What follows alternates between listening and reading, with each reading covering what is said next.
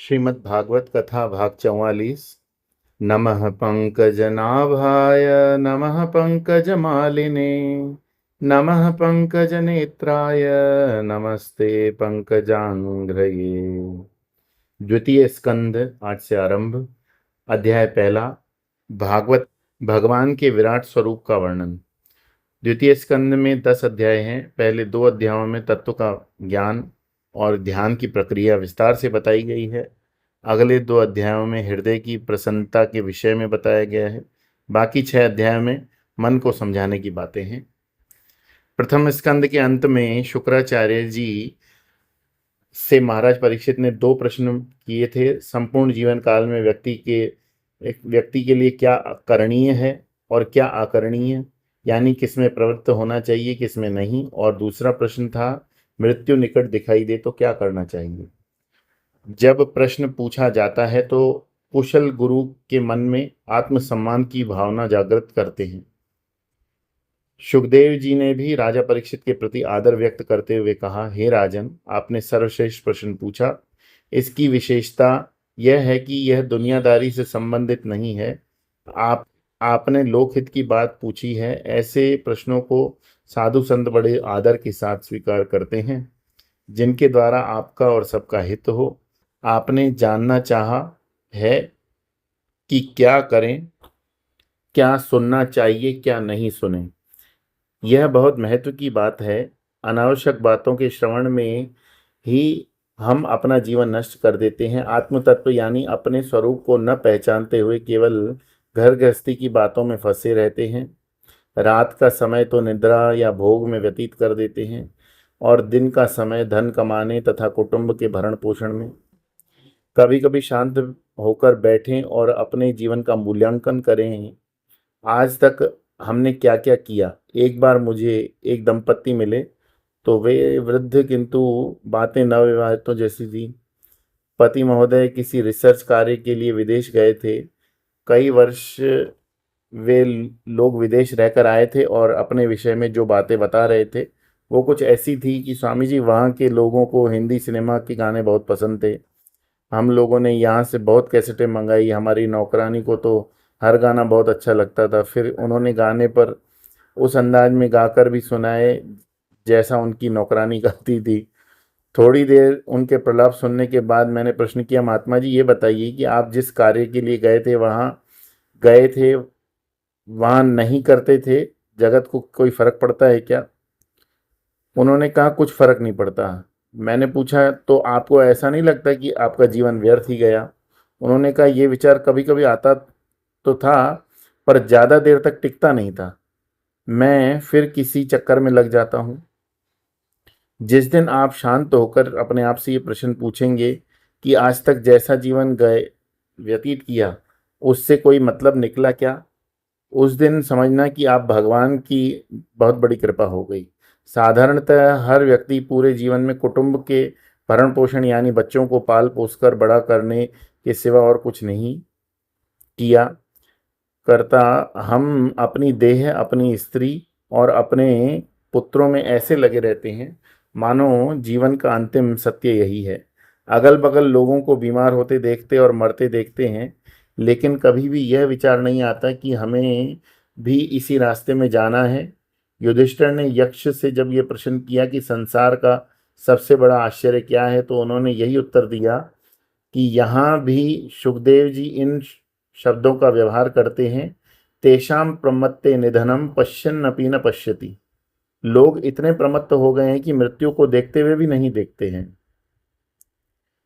भूमिका के बाद अब शुक्राचार्य जी प्रश्न का उत्तर देते हैं।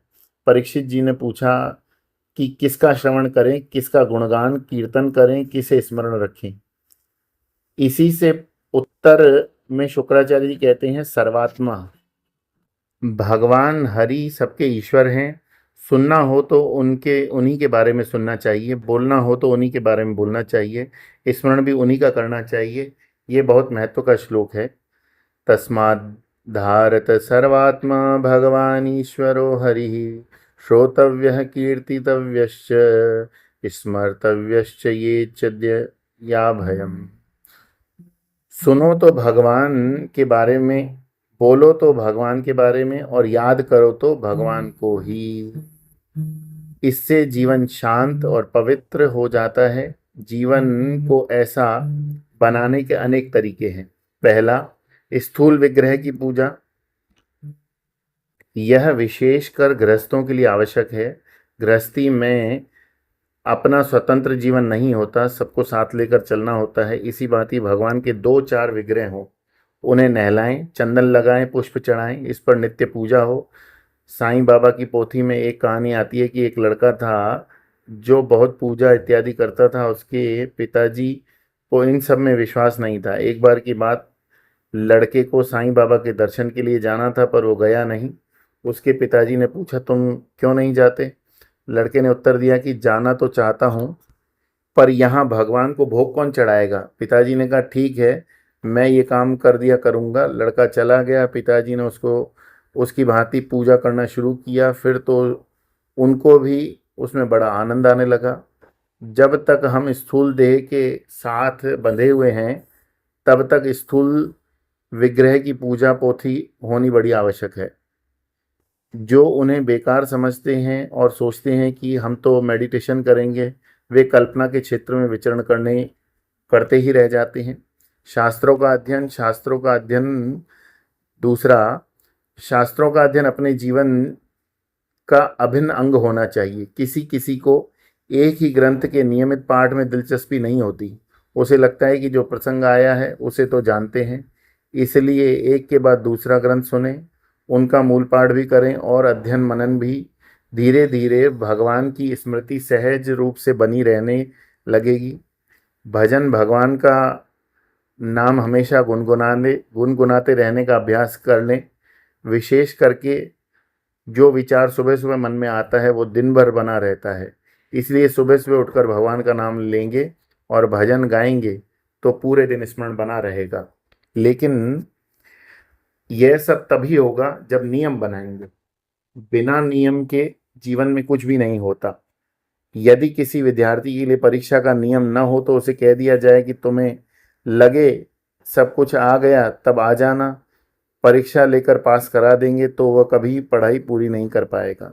जो अपने जीवन में अभय की प्राप्ति करना चाहते हैं उनके लिए बहुत आवश्यक है कि जिस प्रकार अभी जीवन में पति पत्नी बच्चे हानि लाभ समाये हुए हैं, उसी प्रकार परमात्मा समा जाए। सांसारिक रिश्ते नातों का तो बस नाटक चलता रहे, उसमें फंसे हुए न रहें। जीवन पर्यंत श्रवण कीर्तन स्मरण की बात बताते हुए सुखदेव जी महाराज कहते हैं, चाहे हम सांख्य योग की बात करें या योगाभ्यास की अथवा स्वधर्म और निष्ठा धर्म पालन करने की, लेकिन मनुष्य जीवन की सर्वश्रेष्ठ उपलब्धि यही है कि मरते समय नारायण की स्मृति हो।